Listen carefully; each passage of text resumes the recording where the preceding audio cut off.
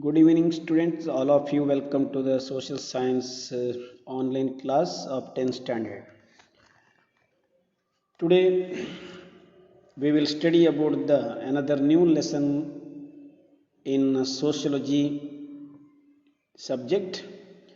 The first lesson, that is social stratification. ಮೊದಲ ಅಧ್ಯಾಯ ಸಾಮಾಜಿಕ ಸ್ತರ ವಿನ್ಯಾಸ. ಇದರಲ್ಲಿ ಸಾಮಾಜಿಕ ಸ್ತರ ವಿನ್ಯಾಸ ಎಂದರೇನು, ಅದರ ಲಕ್ಷಣಗಳೇನು, ಹಾಗೆ ನಮ್ಮ ಸಮಾಜದಲ್ಲಿ ಬೇರಿರುವ ಅಸ್ಪೃಶ್ಯತೆ, ಆ ಅಸ್ಪೃಶ್ಯತೆಯ ವಿರುದ್ಧ ಸರ್ಕಾರ ಕೈಗೊಂಡಿರುವ ಕ್ರಮಗಳು, ಅದನ್ನು ಹೋಗಲಾಡಿಸಲು ಸಂವಿಧಾನದಲ್ಲಿರುವಂಥ ಮಾರ್ಗೋಪಾಯಗಳು.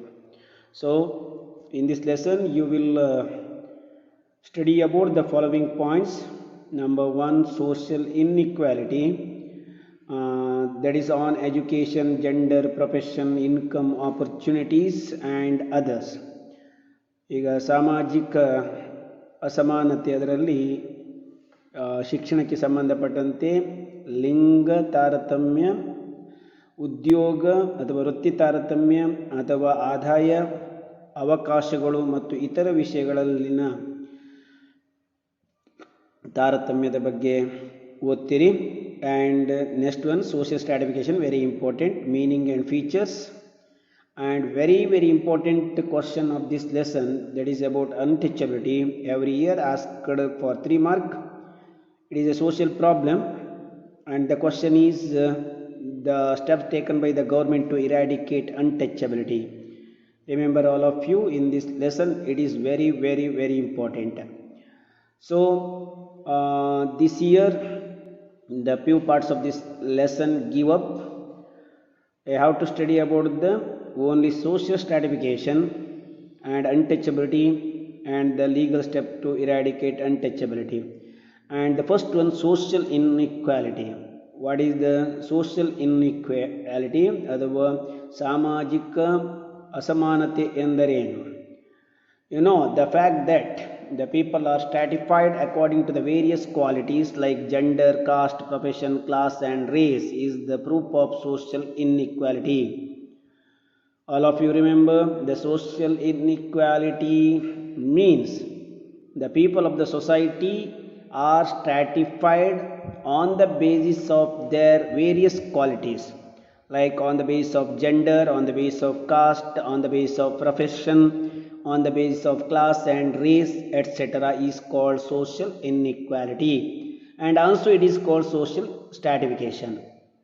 ನೆನಪಿರಲಿ ನಿಮಗೆ, ಸಮಾಜದಲ್ಲಿರುವ ಜನರನ್ನು ಅವರ ಅರ್ಹತೆ ಆಧಾರದ ಮೇಲೆ ಅಥವಾ ಅವರಲ್ಲಿರುವಂಥ ಗುಣಗಳು, ಮುಖ್ಯವಾಗಿ ಲಿಂಗ, ಜಾತಿ, ಉದ್ಯೋಗ, ವರ್ಗ ಮತ್ತು ಜನಾಂಗದ ಆಧಾರದ ಮೇಲೆ ಭೇದ ಭಾವವನ್ನು ಮಾಡುವಂಥದ್ದು ಅಥವಾ ಅಸಮಾನತೆಯನ್ನು ಉಂಟು ಮಾಡುವಂಥದ್ದು ಸೋಷಿಯಲ್ ಇನ್ಇಕ್ವಾಲಿಟಿ ಅಂತ ಕರೀತಾರೆ. The social inequalities are the mainly it based on the income sources and the education, the professional opportunities, health facilities and the others. ಗೊತ್ತಿಲ್ಲ ನಿಮಗೆ, ಮುಖ್ಯವಾಗಿ ಸಾಮಾಜಿಕ ಅಸಮಾನತೆಯು ಆದಾಯದ ಮೂಲಗಳಲ್ಲಿ, ಶಿಕ್ಷಣ ಮಟ್ಟದಲ್ಲಿ, ಔದ್ಯೋಗಿಕ ಅವಕಾಶಗಳಲ್ಲಿ ಹಾಗೂ ಆರೋಗ್ಯ ಅವಕಾಶಗಳಲ್ಲಿ ಇದು ಕಂಡುಬರ್ತದೆ. ಸಮಾಜದಲ್ಲಿ ಹಣ ಇದ್ದವರು, ರಾಜಕೀಯವಾಗಿ ಪ್ರಭಾವವಿದ್ದವರು ಈ ಎಲ್ಲ ಸವಲತ್ತುಗಳನ್ನು ಪಡೀತಾರೆ, ಆದರೆ ಉಳಿದವರು ಈ ಎಲ್ಲ ಸವಲತ್ತುಗಳಿಂದ ವಂಚಿತರಾಗಿರ್ತಾರೆ. ಇದನ್ನೇ ಸಾಮಾಜಿಕ ಅಸಮಾನತೆ ಅಂತ ಹೇಳುವಂಥದ್ದು. ಸೊ ಇಲ್ಲಿ ನಿಮಗೆ PPTಯಲ್ಲಿ ಕೆಲವು ವಿಚಾರಗಳಿಲ್ಲ. The social inequality is the result of already present unequal social opportunities. ಇದು ಯಾಕೆ ಈ ಅಸಮಾನತೆ ಕೇಳಿದರೆ, ಈಗಾಗಲೇ ನಮ್ಮ ಸಮಾಜದಲ್ಲಿ ನಡೆದು ಬಂದಂಥ ಅಸಮಾನತೆಯಿಂದ ಕೂಡಿರುವ ಸಾಮಾಜಿಕ ಅವಕಾಶಗಳನ್ನು ಪೂರೈಸುವಲ್ಲಿನ ಒಂದು ವಿಫಲತೆ ಅಂತ ಹೇಳ್ಬೋದು. This is continued by providing unequal access to materials, resources, income, opportunities, recognition and status. For example, by neglecting the social service sectors like public health system, public education and social security. ನಿಮಗೆ ಗೊತ್ತಿರ್ಬೋದು, ಈ ಒಂದು ಅಸಮಾನತೆಯನ್ನು ಸಾಮಾನ್ಯವಾಗಿ ಈ ಸಾರ್ವಜನಿಕ ಸೇವಾ ವ್ಯವಸ್ಥೆಗಳಾದಂಥ ಯಾವುದು ಸಾರ್ವಜನಿಕ ಆರೋಗ್ಯ ವ್ಯವಸ್ಥೆ, ಸಾರ್ವಜನಿಕ ಶಿಕ್ಷಣ ವ್ಯವಸ್ಥೆ ಹಾಗೂ ಸಾಮಾಜಿಕ ಭದ್ರತೆ ವಿಷಯದಲ್ಲಿ ಬಡ ಜನರನ್ನು ಅಥವಾ ಅಸಹಾಯಕರನ್ನು ಅಥವಾ ಇನ್ಕಮ್ ಅಥವಾ ಹಣಕಾಸಿನಲ್ಲಿ ಹಿಂದುಳಿದವರನ್ನು ನಾವು ನೆಗ್ಲೆಕ್ಟ್ ಮಾಡಿರುವುದನ್ನು ನೋಡಿರ್ಬೋದು. The life of the poor is made difficult. ಇದರಿಂದ ಸಾಮಾನ್ಯ ಅಥವಾ ಬಡವರ ಜೀವನ ತುಂಬ ಕಷ್ಟ ಆಗಿದೆ. This allows the assimilation of wealth in the hands of very few of the society. ಬಡವರು ಬಡವರಾಗಿ ಉಳಿತಾರೆ. ಇದರಿಂದ ಏನಾಗಿದೆ ಕೇಳಿದರೆ ಕೆಲವರ ಹಣ ಅಂತೇಳೋದು ಅಥವಾ ನಮ್ಮ ದೇಶದ ಸಂಪತ್ತು ಕೆಲವೇ ಜನರ ಕೈಯಲ್ಲಿ ಅದು ಶೇಖರಗೊಳ್ಳುತ್ತಾ ಹೋಗ್ತದೆ. The increase in economic growth and the GDP have led to the creation of millionaires and the billionaires. ಇದರಿಂದ ನಮ್ಮ ದೇಶದ GDP ಅಂದರೆ ಗ್ರಾಸ್ ಡೊಮೆಸ್ಟಿಕ್ ಪ್ರಾಡಕ್ಟ್ ಅಥವಾ ಆಂತರಿಕ ಉತ್ಪನ್ನ, ಇದು ಕೆಲವೇ ಜನ ಶ್ರೀಮಂತರನ್ನು, ಕೋಟ್ಯಾಧಿಪತಿಗಳನ್ನು, ಮಿಲಿಯಾಧಿಪತಿಗಳನ್ನು ಸೃಷ್ಟಿ ಮಾಡ್ತದೆ. But another side it causes to the increase of the severe condition of the poor people. But the neglect the food and social security of caste, income and sex-based discrimination makes one to understand the inequality present in the society. ಇದರಿಂದ ನಮ್ಮ ಸಮಾಜದಲ್ಲಿ ಕೆಲವರೇ ಮಾತ್ರ ಅವಕಾಶವನ್ನು ಪಡ್ಕೊಳ್ತಾರೆ, ಹೆಚ್ಚಿನವರು ಅವಕಾಶಗಳಿಂದ ವಂಚಿತರಾಗ್ತಾರೆ. ಶೈಕ್ಷಣಿಕವಾಗಿ ಅಥವಾ ಸಾಮಾಜಿಕವಾಗಿ, ಆರ್ಥಿಕವಾಗಿ, ರಾಜಕೀಯವಾಗಿ ಕೆಲವರು ಮಾತ್ರ ಆ ಲಾಭವನ್ನು ಪಡೀತಾರೆ. ಸೊ ರಿಮೆಂಬರ್, ನಮ್ಮ ಸಮಾಜದಲ್ಲಿರುವ ಜನರನ್ನು ಅವರ ಜನಾಂಗ, ಅವರ ಜಾತಿ, ಅವರು ಪಡೆದ ಶಿಕ್ಷಣ, ಅವರು ಪಡೆದ ಉದ್ಯೋಗ ಇವುಗಳ ಆಧಾರದ ಮೇಲೆ ಭೇದ ಭಾವ ಮಾಡುವುದನ್ನು ಅಥವಾ ಅವರಿಗೆ ಅವಕಾಶವನ್ನು ವಂಚಿಸುವುದನ್ನು ಸಾಮಾಜಿಕ ಅಸಮಾನತೆ ಎಂದು ಕರೆಯುವರು. So what are the provisions are there for social equality? For example, the government passed RTE, Right to Education Act, passed by the government, and also the Supreme Court decision for social equality that is given in your book. Supreme court ಈ ವಿಷಯದಲ್ಲಿ ನೀಡಿದ ತೀರ್ಮಾನಗಳು page number 80ಯಲ್ಲಿದೆ, ಅದನ್ನು ಓದ್ಕೊಂಡಿರಿ. And the next one, ಅಲ್ಲಿ 1 ಮಾರ್ಕಿನ ಒಂದು ಪ್ರಶ್ನೆ ಬರ್ಬೋದು, ಆದರೆ ಈ ವರ್ಷ ಕ್ಲಿಯರ್ ಇಲ್ಲ, ಇದನ್ನು ಅಭ್ಯಾಸದಿಂದ ಬಿಟ್ಟಿದ್ದಾರೆ. ಯಾವುದನ್ನು? Education and inequality, gender discrimination or inequality, ಇದೆಲ್ಲ ಹಿಂದಿನ ಪಾಠದಲ್ಲಿ ನಿಮ್ಗಾಗಿದೆ ಈಗಾಗಲೇ. gender discrimination, region discrimination or like that. Just listen me here, the gender inequality. In reality, our social perspective are interdependent. ನಿಮ್ಗೆ ಗೊತ್ತಿದೆ, the reason for the gender inequality of our society, ನಮ್ಮ ದೇಶದಲ್ಲಿ ಈ ಲಿಂಗ ತಾರತಮ್ಯ ಅಥವಾ ಅಸಮಾನತೆಗೆ ಮುಖ್ಯ ಕಾರಣಗಳು ಏನು ಕೇಳಿದರೆ, ನಮ್ಮ ಸಾಮಾಜಿಕ ವ್ಯವಸ್ಥೆಯಲ್ಲಿ ಪ್ರತಿಯೊಬ್ಬರು ಇನ್ನೊಬ್ಬರನ್ನು ಅವಲಂಬಿಸಿದ್ದಾರೆ. It means one person thought are influenced by other thoughts. Such influence on on individual are may be due to the thoughts of the family members of from the neighbours. ಒಬ್ಬರ ಆಲೋಚನೆಯೂ ಸ್ವತಂತ್ರವಾಗಿ ಅವರಿಗೆ ವ್ಯಕ್ತಪಡಿಸಲಿಕ್ಕಿಲ್ಲ, ಅದು ಇನ್ನೊಬ್ಬರ ಆಲೋಚನೆಯಿಂದ ಪ್ರಭಾವಿತವಾಗ್ತದೆ, ಅಥವಾ ತಮ್ಮ ಫ್ಯಾಮಿಲಿಯ ಸದಸ್ಯರು ಅವರ ಆಲೋಚನೆಗೆ ಅನುಗುಣವಾಗಿರಬೇಕು. ನಿಮಗೆ ನಿಮ್ಮ ಸ್ವಂತ ಆಲೋಚನೆಯನ್ನು ಅಥವಾ ಅಭಿಪ್ರಾಯವನ್ನು ವ್ಯಕ್ತಪಡಿಸುವಲ್ಲಿ ನೀವು ವಿಫಲರಾಗ್ತೀರಿ. ಸೊ ಇನ್ನೊಬ್ಬರ ಮೇಲೆ ನೀವು ಅವಲಂಬಿತರಾಗಿರಬೇಕು. ಇದೇ ಮುಖ್ಯವಾಗಿ ಯಾವುದು ನಮ್ಮ ಲಿಂಗ ತಾರತಮ್ಯ ಅಥವಾ ಸಮಾನತೆಗೆ ಕಾರಣ ಅಂತ ಹೇಳ್ಬೋದು. Hence the motivational issues supporting education is a boy R girl as more in the social spear of human life. ಇದರಿಂದ ಏನಾಗಿದೆ ಕೇಳಿದರೆ, ಸಾಮಾನ್ಯವಾಗಿ ಶಿಕ್ಷಣ ಪಡೆಯುವಾಗ ಮುಖ್ಯವಾಗಿ ಹೆಣ್ಣು ಅಥವಾ ಗಂಡು, ಇವುಗಳಲ್ಲಿ ಹೆಣ್ಣು ಶಿಕ್ಷಣದಿಂದ ವಂಚಿತಳಾಗ್ತಾಳೆ, ಗಂಡಿಗೆ ಶಿಕ್ಷಣ ಪಡೆಯುವಲ್ಲಿ ಹೆಚ್ಚು ಸಪೋರ್ಟ್ ಅಥವಾ ಪ್ರೋತ್ಸಾಹ ದೊರಕುತ್ತದೆ. There is more gender based inequality in access to school education, food and health facilities. ಮುಖ್ಯವಾಗಿ ಕಂಡುಬರುವುದು ಶಾಲಾ ಶಿಕ್ಷಣದಲ್ಲಿ ಹಾಗೂ ಆಹಾರ ಮತ್ತು ಆರೋಗ್ಯ ಸೌಲಭ್ಯಗಳಲ್ಲಿ ಈ ಒಂದು ಅಸಮಾನತೆಯನ್ನು ನಾವು ಕಾಣ್ಬೋದು. ಹೆಚ್ಚಾಗಿ ಗಂಡಿಗೆ ಮೊದಲ ಪ್ರಾಶಸ್ತ್ಯ, ಹೆಣ್ಣಿಗೆ ಎರಡನೇ ಪ್ರಾಶಸ್ತ್ಯ ಇರ್ತದೆ. That is the reason for the gender inequality of our society.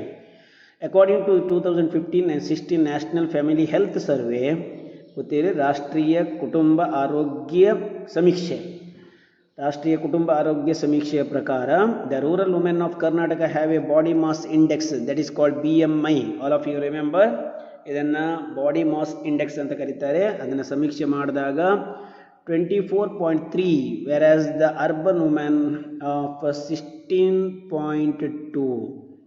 Body mass index ಅಂತ ಹೇಳುವುದು ಅದಕ್ಕೆ ಒಂದು ಲೆಕ್ಕಾಚಾರ ಇದೆ. ಅದೇ ನಿಮಗೆ ಆಮೇಲೆ ತರಗತಿಗಳು ಓಪನ್ ಆದಾಗ ಆ ಲೆಕ್ಕಾಚಾರ ಬಾಡಿ ಮಾಸ್ ಇಂಡೆಕ್ಸನ್ನು ಹೇಗೆ ನೋಡುವುದು ಅಂತ ನಾನು ನಿಮ್ಗೆ ಹೇಳ್ತೇನೆ. ಆದರೆ ಇಲ್ಲೀಗ ಅದನ್ನು ಮಾಡಿ ತೋರಿಸ್ಲಿಕ್ಕೆ ಆಗೋದಿಲ್ಲ, ಬೋರ್ಡ್ ಮೇಲೆ ಅದರ ಲೆಕ್ಕಾಚಾರ ಮಾಡಬೇಕು. ಸೊ ಮತ್ತೆ ಅದನ್ನು ನಾನು ಹೇಳ್ತೇನೆ ಹೇಗೆ ಅಂತ. ಅದು ಸಾಧಾರಣ 17.5ರಿಂದ 25 ಮಧ್ಯೆ ಇರಬೇಕು, ಒಳ್ಳೆಯದು ಅಂತ ಹೇಳಿದರೆ. ಆದರೆ ಇಲ್ಲಿ 24.3% ಅಂತ ಹೇಳಿದರೆ ಅಥವಾ ಪಾಯಿಂಟ್ ಅಂತ ಹೇಳಿದರೆ ಇದು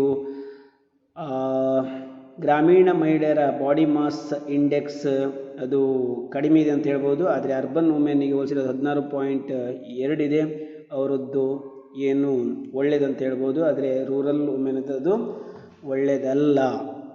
ಅಂದರೆ ಅವರು ತಗೊಳ್ಳುವಂಥ ಫುಡ್, ಅವರು ಪಡೆಯುವ ಹೆಲ್ತ್ ಫೆಸಿಲಿಟೀಸ್, ಅದರ ಆಧಾರದ ಮೇಲೆ ಇದನ್ನು ಲೆಕ್ಕ ಹಾಕಲಾಗ್ತದೆ. ಅವರ ಹೈಟ್ ಮತ್ತು ವೆಯ್ಟ್ ಇವುಗಳನ್ನು ಲೆಕ್ಕ ಹಾಕಿ ಅವರ ದೈಹಿಕ ಕ್ಷಮತೆಯನ್ನು ಲೆಕ್ಕ ಹಾಕಲಾಗ್ತದೆ. ಸೊ ಇಲ್ಲಿ ಗ್ರಾಮೀಣ ಪ್ರದೇಶದ ಮಹಿಳೆಯರನ್ನು ನಗರ ಪ್ರದೇಶದ ಮಹಿಳೆಯರಿಗೆ ಹೋಲಿಸಿದರೆ ಅವರ ಬಾಡಿ ಮಾಸ್ ಇಂಡೆಕ್ಸ್ ಏನಿದೆ ಕೇಳಿದರೆ ತುಂಬ ಕಡಿಮೆ ಅಂತ ಹೇಳ್ಬೋದು. ಅದನ್ನು ಲೆಕ್ಕಾಚಾರ ಇದೆ, ಅದಾದಮೇಲೆ ನಿಮ್ಗೆ ಗೊತ್ತಾಗ್ತದೆ. So remember here the gender it is the effect of gender inequality. Gender inequality, this means the women have lesser BMI. The 60.9% of the children between 6 and 56 months have severe anemia.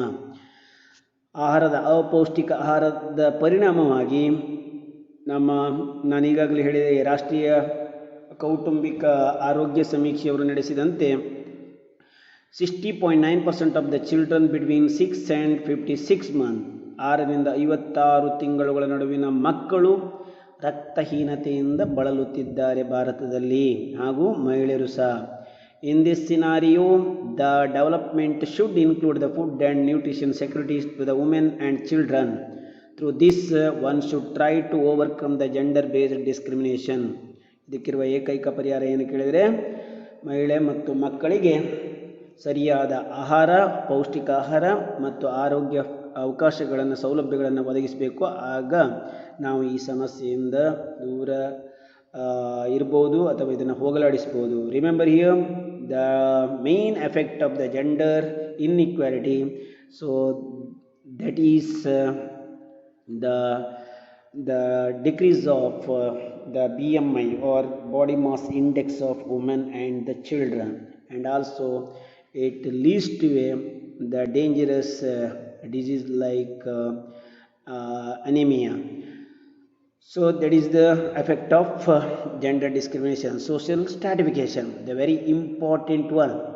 The figure shows that the effect of the social stratification. ನೀವು ಈ ಚಿತ್ರದಲ್ಲಿ ನೋಡ್ತಿದ್ದೀರಿ, ಒಬ್ಬ ವ್ಯಕ್ತಿ ಬಗ್ಗಿದ್ದಾನೆ, ಅವನ ಮೇಲೆ ಶೂವನ್ನು ಹಾಕಿಕೊಂಡಿರುವ ವ್ಯಕ್ತಿ ಅವನ ಬೆನ್ನ ಮೇಲೆ ಕಾಲಿಟ್ಟಿದ್ದಾನೆ. ಅರ್ಥ, ಇಲ್ಲಿ ಅಶಕ್ತರನ್ನು ಅಥವಾ ರಾಜಕೀಯ ಆರ್ಥಿಕವಾಗಿ ದುರ್ಬಲರಾದವರನ್ನು, ರಾಜಕೀಯವಾಗಿ ಆರ್ಥಿಕವಾಗಿ ಸಬಲರಾದವರು ಅವರನ್ನು ತುಳಿಯುವುದು, ಅಂದರೆ ಅವರಿಗೆ ಬದುಕಲಿಕ್ಕೆ ಅವಕಾಶ ಮಾಡಿ ಕೊಡದೇ ಇರುವಂಥದ್ದು. ಮೊದಲ ಹಂತದಲ್ಲಿ ಒಬ್ಬ ಬಡಪ ಇದ್ದಾನೆ, ಅವನ ನಂತರ ಮತ್ತೊಬ್ಬ, ಅವನನ್ನು ಮತ್ತೊಬ್ಬ. ಹಾಗೆ ಸಮಾಜದಲ್ಲಿ ಅಧಿಕಾರ ಮತ್ತು ಶ್ರೀಮಂತಿಕೆ ಇದ್ದವರು ಎಲ್ಲ ಸವಲತ್ತುಗಳನ್ನು ಪಡೀತಾರೆ.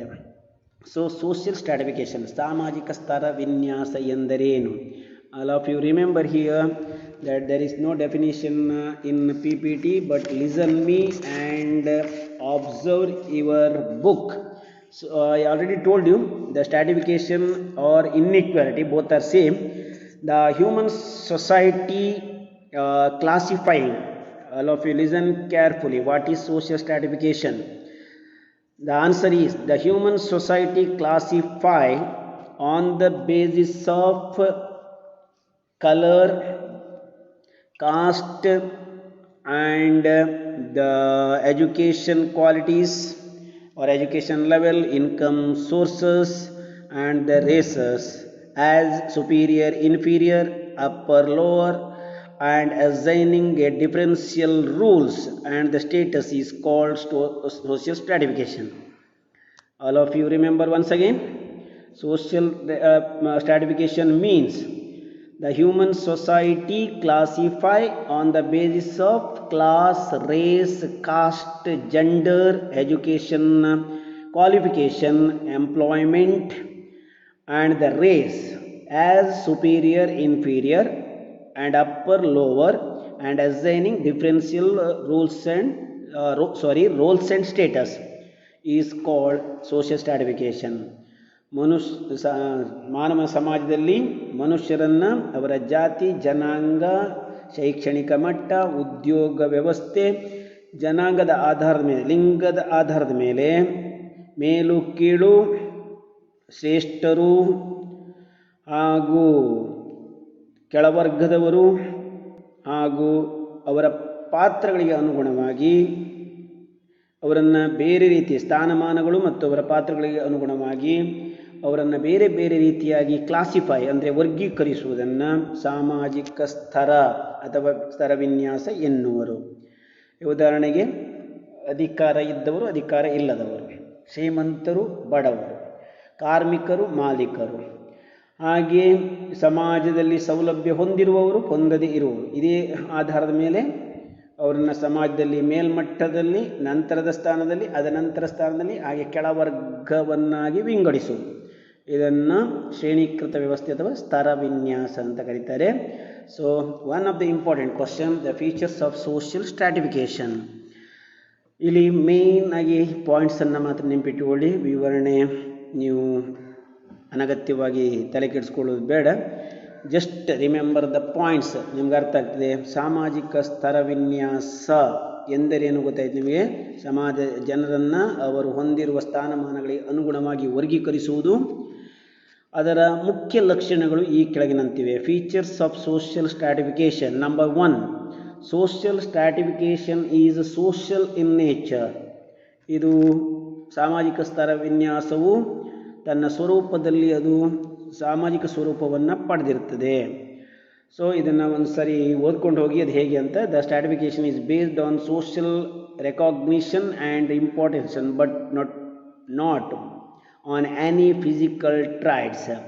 For example, a person's status is not fixed on the physical traits like height, beauty, strength, but it is based on his education, income, profession, skill, and other social traits. ಅದು ಮಕ್ಕಳೇ, ಒಬ್ಬ ವ್ಯಕ್ತಿಯ ಒಂದು ಯೋಗ್ಯತೆ ನಿರ್ಧಾರ ಆಗುವುದು ಮುಖ್ಯವಾಗಿ ಅವನ ದೈಹಿಕವಾದ ಲಕ್ಷಣಗಳಿಂದ ಅಲ್ಲ, ಮುಖ್ಯವಾಗಿ ಅವನ ಹೈಟ್ ಅಥವಾ ಬ್ಯೂಟಿ ಅಥವಾ strength, but it is based on his education, income, profession, skill and other social traits. ಈ ಸಾಮಾಜಿಕ ಒಂದು ಲಕ್ಷಣಗಳಿಂದ ಅವನ ಯೋಗ್ಯತೆ ನಿರ್ಧಾರವಾಗ್ತದೆ. So it is called the social in nature. Second one, social stratification is universal. So we can see in every society of the world, that means each and every nation, it is prevailed. Wherever human society exists, social stratification exists based on the division of labor, profession, income and other social traits. ಪ್ರಪಂಚದಲ್ಲಿ ಎಲ್ಲಿ ಎಲ್ಲ ಮಾನವ ಸಮಾಜ ಇದೆಯೋ, ಯಾವ ದೇಶದಲ್ಲಿ, ಎಲ್ಲ ಕಡೆಯೂ ಇದು ಕಂಡು ಬರ್ತದೆ. ಹೇಗೆ ಕೇಳಿದರೆ ಅಲ್ಲಿನ ಶ್ರಮ, ಉದ್ಯೋಗ, ಆದಾಯ ಮತ್ತು ಇತರ ಸಾಮಾಜಿಕ ಲಕ್ಷಣಗಳ ಮೇಲೆ.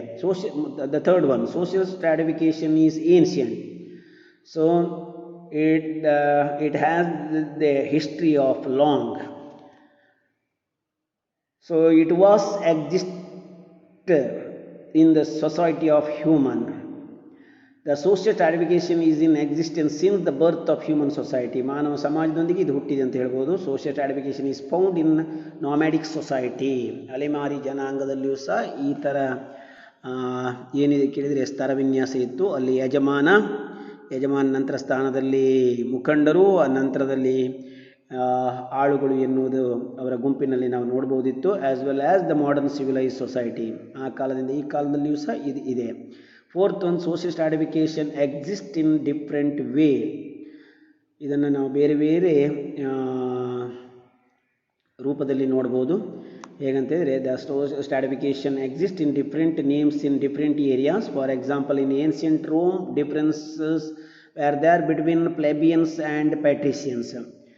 ಈಗ ಪ್ರಾಚೀನ ರೋಮ್ ಸಾಮ್ರಾಜ್ಯದಲ್ಲಿ ತಗೊಂಡ್ರೆ ಅಲ್ಲಿ 2 ವರ್ಗ, ಪ್ಲೆಬಿಷಿಯನ್ಸ್ ಆ್ಯಂಡ್ ಪ್ಯಾಟ್ರಿಷಿಯನ್ಸ್ ಅಂತ ನೀವು 9ನೇ ಕ್ಲಾಸಲ್ಲಿ ಓದಿದ್ದೀರಿ. ಪ್ಲೆಬಿಷಿಯನ್ಸ್ ಅಂದರೆ ಶ್ರೀಮಂತರು, ಪ್ಯಾಟ್ರಿಷಿಯನ್ಸ್ ಅಂದರೆ ಕೆಳವರ್ಗದವರು. Similarly, in India, 4 groups of people, Brahma, Kshatriya, Vaishya, Shudra.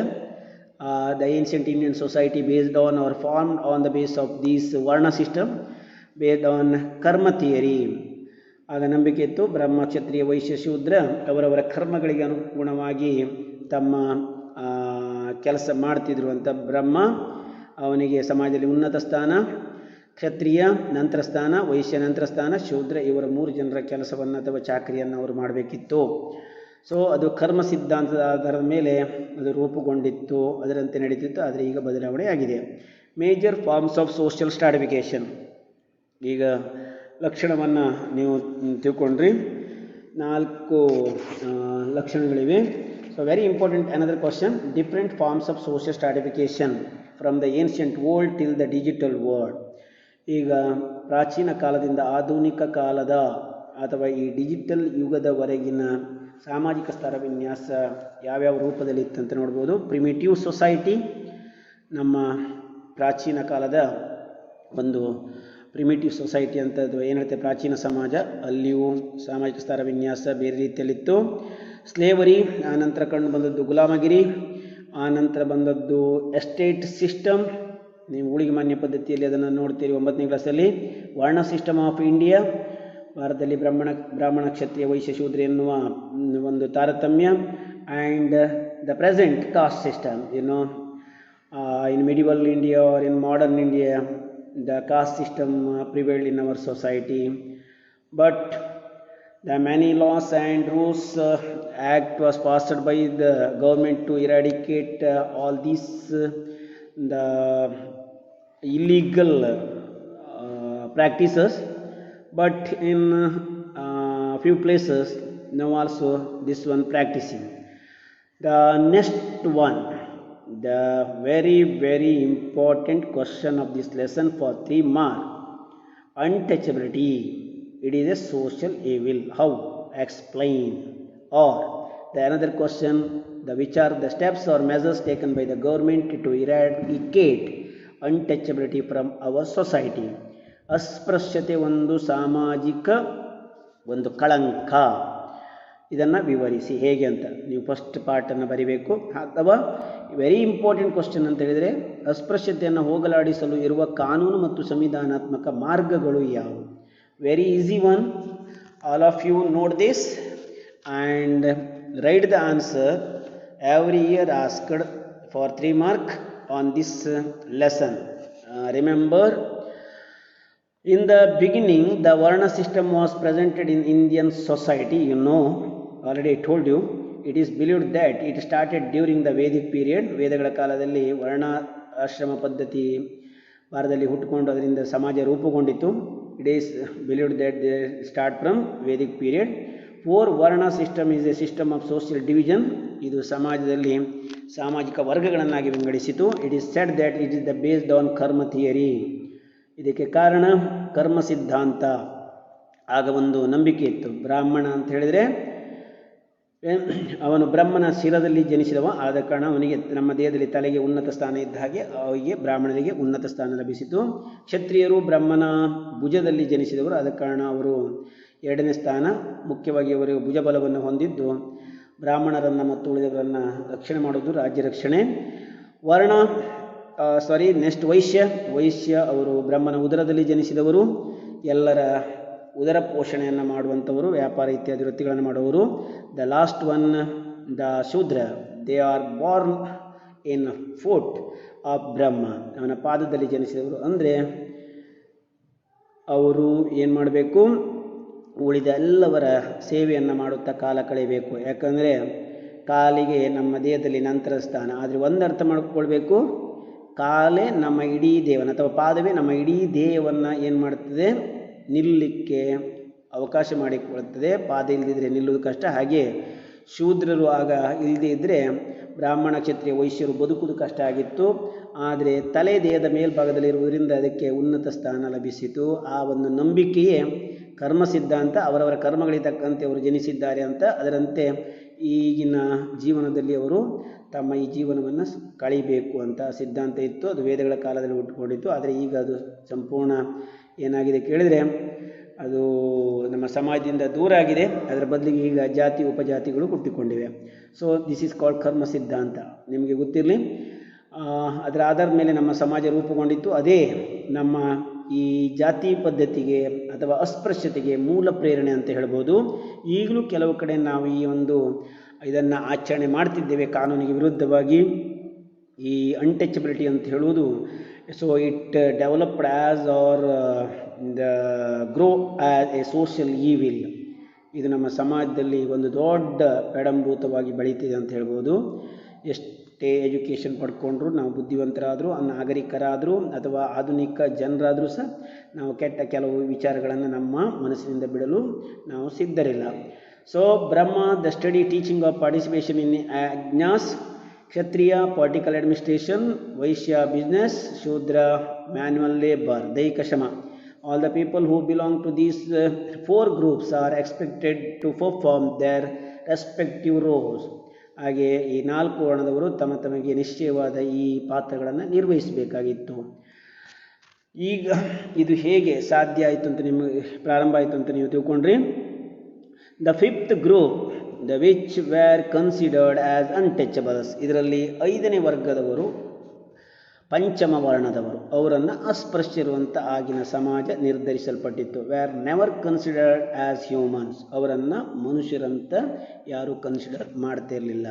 ಚಿತ್ರದಲ್ಲಿ ನೀವು ತೋರಿಸ್ತಿದ್ರಿ, ಆಗ ಅಸ್ಪೃಶ್ಯ ಅಂತ ಗುರುತಿಸಲ್ಪಟ್ಟವನಿಗೆ ದೂರಿಂದ ನೀರನ್ನು ಕೊಡುತ್ತಿರುವಂಥ ದೃಶ್ಯ. ಅವರನ್ನು ಪಂಚಮ ವರ್ಣದವರಂತ ಆಗ ಕರಿತಿದ್ರು. But remember, now completely changed our society. There is no varna, there is no untouchability, there is no shudras and there is no panchama varna ಅಥವಾ 5ನೇ ವರ್ಣದವರು ಇಲ್ಲ. ಇದನ್ನು ಮನದಟ್ಟು ಮಾಡ್ಕೊಳ್ಬೇಕು. ಇದು ಆಗಿನದು ನಾವೀಗ ಓದ್ತಿರುವುದು. ಈಗ ತಿಳ್ಕೊಳ್ಬೇಕು, ನಮ್ಮ ಸಮಾಜದಲ್ಲಿ ನಾವೆಲ್ಲರೂ ಒಂದೇ. The Indian constitution says that all are equal. All the people of India gets the equal rights and opportunities. ಯಾರೂ ಉನ್ನತ ವರ್ಗದವರಲ್ಲ, ಕೆಳವರ್ಗದವರಲ್ಲ, ಎಲ್ಲ ಮನುಷ್ಯ ಜಾತಿ ಅಂತ ನಮ್ಮ ಸಂವಿಧಾನ ಹೇಳಿದೆ. ಹಾಗೆ ನಾವು ಸಹ ನಮ್ಮ ಜೀವನದಲ್ಲಿ ಅದನ್ನೇ ಮುಂದುವರಿಸ್ಕೊಂಡು ಹೋಗಬೇಕು. The practice of untouchability has its beginning in varna system. ನಾನು ಆಗಲೇ ಹೇಳಿದೆ, ವರ್ಣ ಪದ್ಧತಿಯಿಂದ ಹುಟ್ಟುಕೊಂಡಿತ್ತು. The issue of touchable and untouchable is related to the profane and sacred ideas based on inequality in socio-economic areas of life. ಆರ್ಥಿಕ ಸಾಮಾಜಿಕ ಜೀವನದಲ್ಲಿ ಇದನ್ನು ನಾವು ನೋಡ್ಬೋದು. ಆಗಿನವರು ಅದನ್ನು ಮುಂದುವರಿಸ್ಕೊಂಡು ಬಂದರು. The British government through it's India government act of 1935 classified the untouchables and the tribal people as scheduled caste and tribes. 1935 ಶಾಸನದಲ್ಲಿ ನಮ್ಮ ಬ್ರಿಟಿಷ್ ಸರ್ಕಾರ ಇಂಥವರನ್ನು ಏನು ಮಾಡ್ತು ಅಂತ ಹೇಳಿದರೆ ವರ್ಗೀಕರಿಸಿತು. ಅವರಲ್ಲಿ ಈ untouchables and the tribal people as scheduled caste and scheduled tribes ಅಂತ. ಅಲ್ಲಿ ಮುಖ್ಯವಾಗಿ ಅವರನ್ನು ಶೆಡ್ಯೂಲ್ಡ್ ಕಾಸ್ಟ್ ಮತ್ತು ಶೆಡ್ಯೂಲ್ಡ್ ಟ್ರೈಬ್ಸ್ ಅಂತ 2 ರೀತಿಯಲ್ಲಿ ಬ್ರಿಟಿಷ್ ಸರ್ಕಾರ 1935 ಕಾನೂನಿನ ಪ್ರಕಾರ ವಿಂಗಡಿಸಿತು.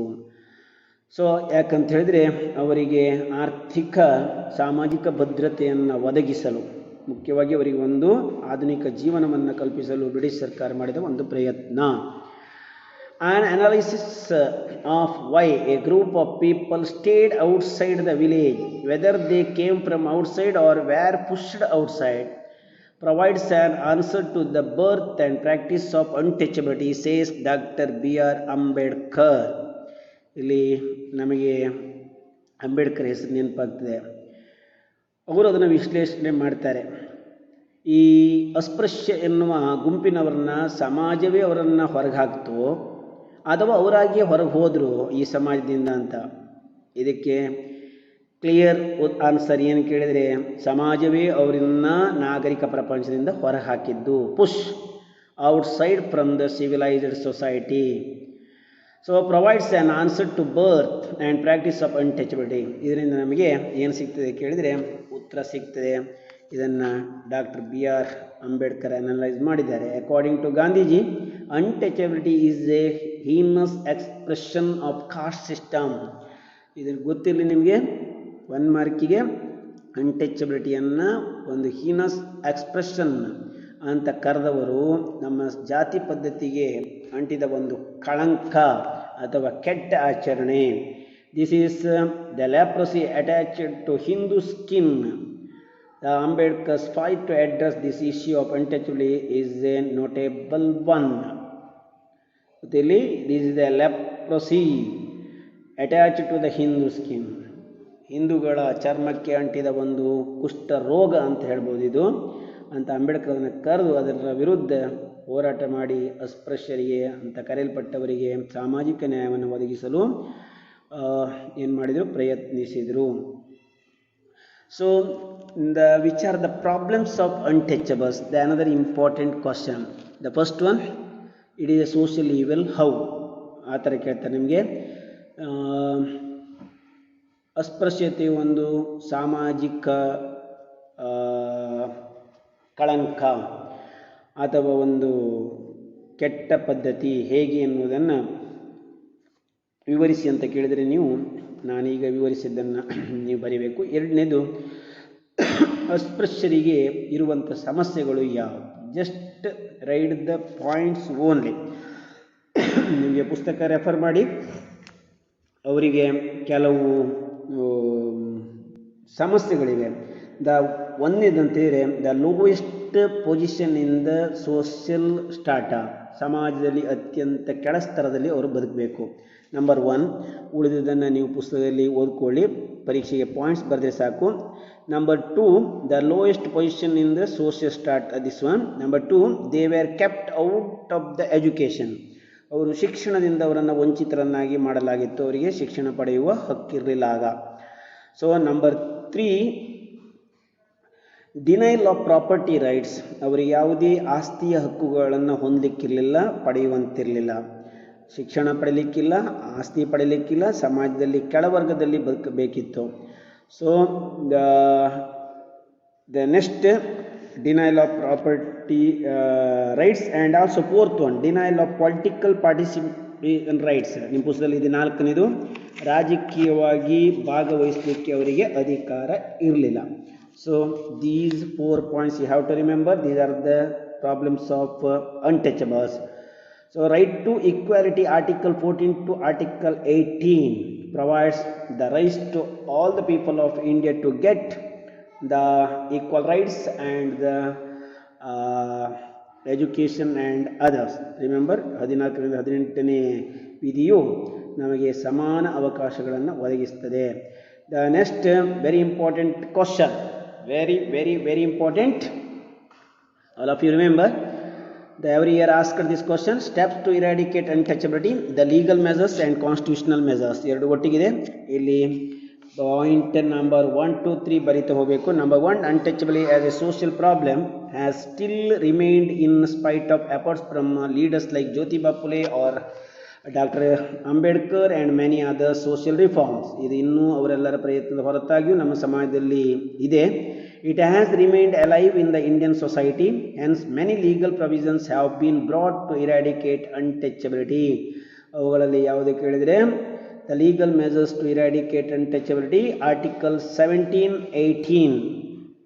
This says that abolition of untouchability, abolition of titles. ಗೊತ್ತಿಲ್ಲ ನಿಮಗೆ.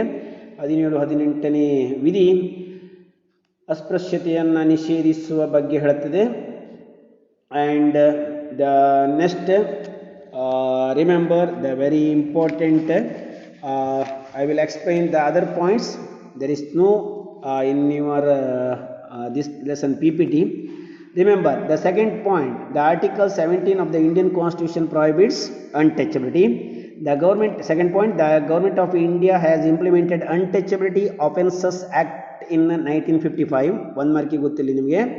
ಎರಡನೇದು ಅಸ್ಪೃಶ್ಯತಾ ನಿವಾರಣಾ ಶಾಸನವನ್ನು 1955ರಲ್ಲಿ ಜಾರಿ ತಂದಿದೆ.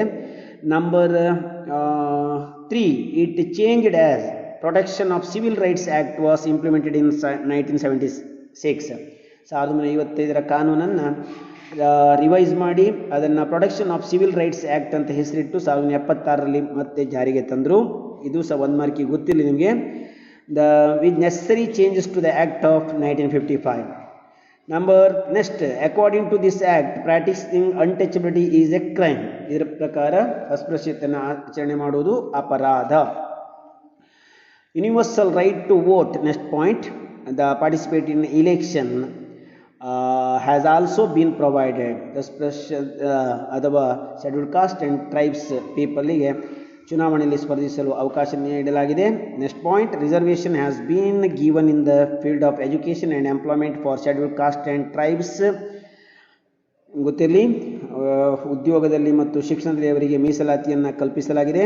Next point, the scheduled along with the backward castes, the SC and ST Prevention of Atrocities Act of 1989 has given some specific responsibility for the government of the state. ಗೊತ್ತಿರಲಿ ನಿಮಗೆ, ಇವರ ಹಕ್ಕು ರಕ್ಷಣೆಗಳನ್ನು ಮಾಡಲಿಕ್ಕೋಸ್ಕರ ಯಾವುದು SC and ST prevention of atrocity ಕಾಯ್ದೆಯನ್ನು 1989ರಲ್ಲಿ ಜಾರಿಗೊಳಿಸಲಾಗಿದೆ. The eradication of untouchability, like this, the independent India has taken the several measures to ensure equality to all. ನಿಮಗೆ ಎಲ್ಲರಿಗೂ ಗೊತ್ತಿರಲಿ, very important point this one.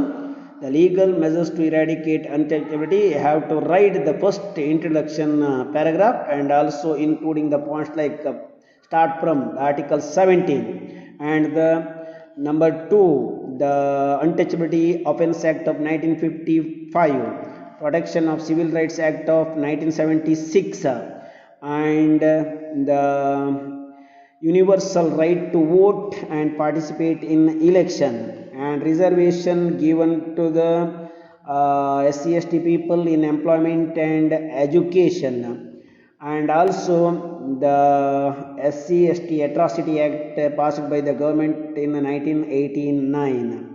So the government of India taken several measures to ensure equality to all the people of our society. Remember the question and answer of the lesson, you have to write all.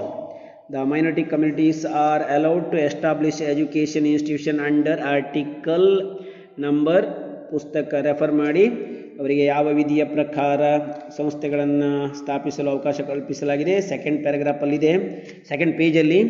The practice of untouchability is prohibited by article 17. All of you remember the untouchability crimes act implemented. ಪುಸ್ತಕ ನೋಡಿ, ಇನ್ನೊಂದು ಸಲ ನಾನು ಹೇಳಿದ್ದೆ, ಮತ್ತೆ ನೋಡಿ ಬರೆಯಿರಿ.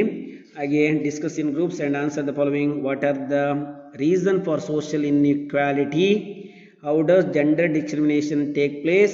ಅದಕ್ಕೆ ಕಾರಣಗಳೇನು ಅಂತ ಹೇಳಿದೆ ನಾನು. ಹೌ ಡಸ್ ಅಂದರೆ ಅದಕ್ಕೆ ಜೆಂಡರ್ ಡಿಸ್ಕ್ರಿಮಿನೇಷನ್ಗೆ ಕಾರಣಗಳೇನು. ಜೆಂಡರ್ ಡಿಸ್ಕ್ರಿಮಿನೇಷನಲ್ಲಿ ಫಸ್ಟ್ ಪ್ಯಾರಾಗ್ರಾಫಲ್ಲಿ ಉತ್ತರ ಇದೆ. What are the reason for social inequality? ನಿಮ್ಗೆ ಗೊತ್ತಿದೆ ಅದಕ್ಕೆ ಕಾರಣ. ಅದು ಶೈಕ್ಷಣಿಕ ಮಟ್ಟ, ಆಸ್ತಿ ಅಥವಾ ಜನಾಂಗ, ಜಾತಿ ಇತ್ಯಾದಿ ನಿಮ್ಮ ಪುಸ್ತಕದಲ್ಲಿ ಇದೆ. What are the features? Very important question. Features ನಾನು ಹೇಳಿದ್ದೆ ನಿಮಗೆ ಒಂದು 4. How is untouchable is A social evil discuss? ಇದು ಮೊದಲ ಭಾಗ, ಅನ್ಟಚಬಿಲಿಟಿಯ ಮೊದಲ ಭಾಗ. 3 ಪ್ರಶ್ನೆ ಬರ್ತದೆ ಅಲ್ಲಿ. Untouchability is a social evil, discuss or explain. Number 2, the problems of untouchables. The very important question, the legal measures eradicate to untouchability. There is no in your exercise question, but remember that is the important question. You have to write in your notebook. That's all. Thank you.